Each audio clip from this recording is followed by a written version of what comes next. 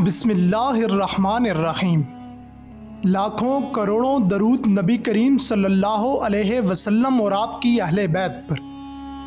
अस्सलामु अलैकुम मुअज़्ज़ज़ ख़वातीन व हज़रात, मुझ नाचीज़ को अली रज़ा कहते हैं। आज का हमारा मौज़ूए सुख़न है सैयदज़ादी से मोहब्बत और एहतराम का किस्सा। रबी बिन सुलेमान रहमतुल्लाह अलैह कहते हैं कि मैं हज के लिए जा रहा था, मेरे साथ मेरे साथी भी थे। जब हम कूफा पहुंचे तो वहां जरूरियात सफर खरीदने के लिए बाजारों में घूम रहा था कि देखा एक वीरान सी जगह में खच्चर मरा हुआ था और एक औरत जिसके कपड़े बहुत पुराने और बोसीदा से थे, चाकू लिए हुए उसके गोश्त के टुकड़े काट काट कर एक जंबील में रख रही थी। मुझे ये ख्याल हुआ कि ये मुर्दार गोश्त ले जा रही है, इस पर सकूत हरगिज नहीं करना चाहिए। शायद ये औरत लोगों को यही पकाकर खिलाती है। सो मैं चुपके से इसके पीछे हो लिया, इस तरह कि वो मुझे ना देखे। वो औरत एक बड़े मकान में पहुंची जिसका दरवाजा भी ऊंचा था। उसने जाकर दरवाजा खटखटाया। अंदर से आवाज आई, कौन है? उसने कहा, खोलो, मैं बदहाल हूं। दरवाजा खोला गया और घर में 4 लड़कियां नजर आईं, जिनके चेहरे से बदहाली और मुसीबत के आसार जाहिर हो रहे थे। वो औरत अंदर आ गई और जंबीर उन लड़कियों के सामने रख दी। मैं कवाड़ों की दर्द से झांक रहा था। मैंने देखा अंदर से घर बिल्कुल बर्बाद और खाली है।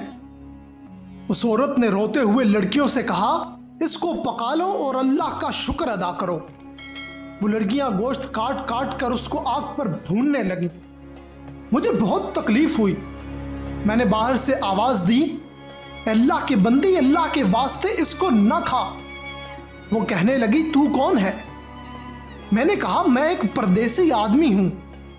उसने जवाब दिया, तो हमसे क्या चाहता है?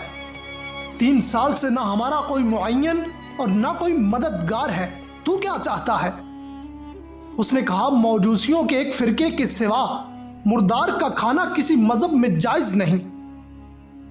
वो कहने लगी, हम खानदाने नबूवत के शरीफ सैयद हैं।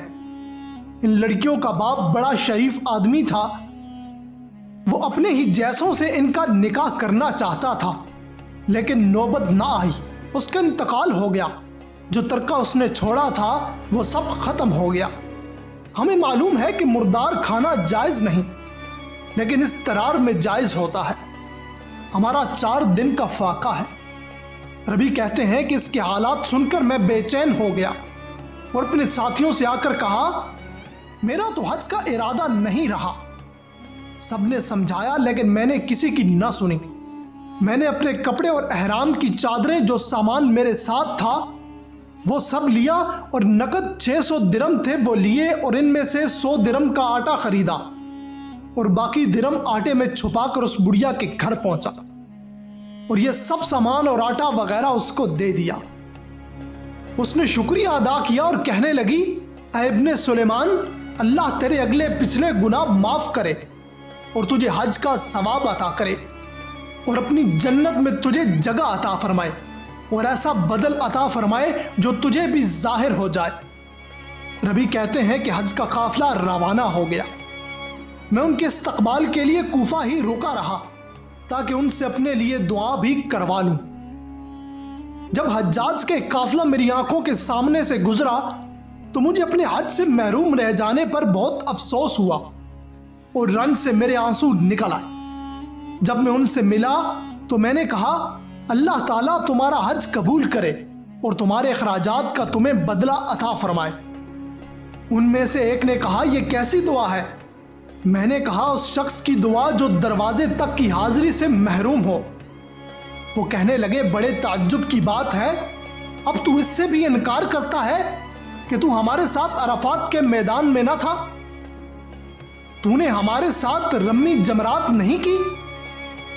तूने हमारे साथ तवाफ नहीं किए? मैं अपने दिल में सोचने लगा, ये अल्लाह का लुत्फ है, इतने में मेरे शहर के हाजियों का काफिला आ गया। मैंने कहा, अल्लाह ताला तुम्हारी सही मशकूर फरमाए, तुम्हारा हज कबूल फरमाए। وہ بھی کہنے لگے تو ہمارے ساتھ عرفات میں نہیں تھا؟ رمی جمرات نہیں کی تو نے ہمارے ساتھ؟ اب تو انکار کر رہا ہے۔ ان میں ایک شخص آگے بڑھا، کہنے لگا بھائی انکار کیوں کرتے ہو؟ تم ہمارے ساتھ مکہ میں نہیں تھے یا مدینہ میں نہیں تھے؟ جب ہم قبر اطہر کی زیارت کر کے باب جبریل سے باہر کو آ رہے تھے، اس وقت ازدحام کی کثرت کی وجہ سے تم نے یہ تھیلی میرے پاس امانت رکھوائی تھی، جس کی مہر پر لکھا ہوا ہے جو ہم سے معاملہ کرتا ہے نفع کماتا ہے۔ اس نے کہا یہ لو اپنی تھیلی واپس۔ ربی رحمت اللہ علیہ کہتے ہیں میں نے اس تھیلی کو کبھی اس سے پہلے دیکھا بھی نہ تھا۔ اس کو لے کر میں گھر واپس آیا، عشاء کی نماز پڑھی، اپنا وظیفہ پورا کیا، اسی سوچ میں جاگتا رہا کہ آخر یہ قصہ کیا ہے۔ اس کشمکش میں آنکھ لگ گئی تو میں نے حضور اکرم صلی اللہ علیہ وسلم کی خواب میں زیارت کی۔ حضور اکرم صلی اللہ علیہ وسلم نے تبسم فرماتے ہوئے ارشاد فرمایا، اے ربی آخر ہم کتنے گواہ اس پر قائم کریں کہ تو نے حج کیا ہے؟ تو مانتا ہی نہیں۔ بات یہ ہے کہ جب تو نے اس عورت پر جو میری اولاد میں سے تھی خرچ کیا اور اپنا حج کا ارادہ ملتوی کیا تو اللہ نے اس کا نعم البدل تجھے عطا فرما دیا۔ اللہ نے ایک فرشتہ تیری صورت میں بنا کر اس کو حکم دیا کہ وہ قیامت تک ہر سال تیری طرف سے حج کیا کرے، اور دنیا میں تجھے یہ عوض دیا کہ 600 درم کے بدلے 600 دینار عطا کی۔ ربی رحمت اللہ علیہ کہتے ہیں کہ جب میں سو کر اٹھا تو اس تھیلی کو کھول کر دیکھا تو اس میں 600 اشرفیاں موجود تھیں۔